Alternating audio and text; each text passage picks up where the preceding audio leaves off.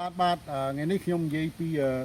ជំងឺកស៊ូជំងឺកាកឡាបជំងឺកាកឡាបជាទូទៅគឺវាកើតពីអាយុ3ឆ្នាំដល់13ឆ្នាំបាទហើយនេះជាពូជរីម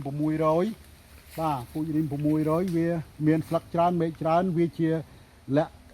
បកលក្ខណៈមួយឲ្យដល់ជំងឺកាកឡាបដែលគេហៅ Pindifi បាទបកឡើងដោយផ្សិតបាទនេះអញ្ចឹង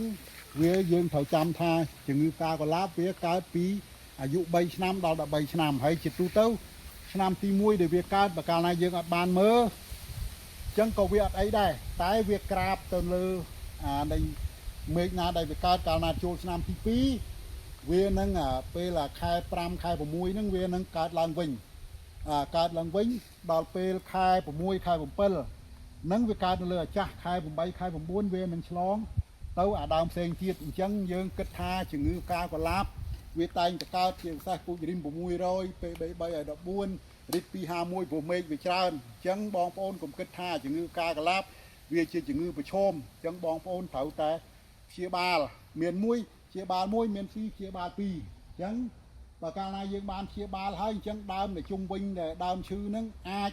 រួចមួយជីវិតហ្នឹងវាអត់ឈឺជំងឺកាកឡាបដែរអញ្ចឹងពីថ្ងៃទៅបងប្អូនឈប់យល់ច្រឡំថាផ្សិត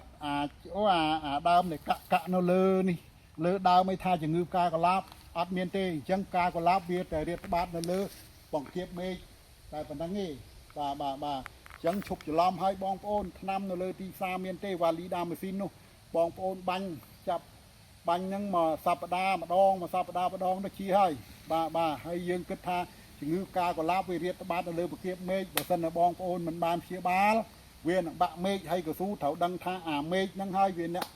គត់គួងតាំងពីមេឃតាំងពីដើមតាំងពីជ័រហើយដល់កាលណាតែវាបាក់ហើយវា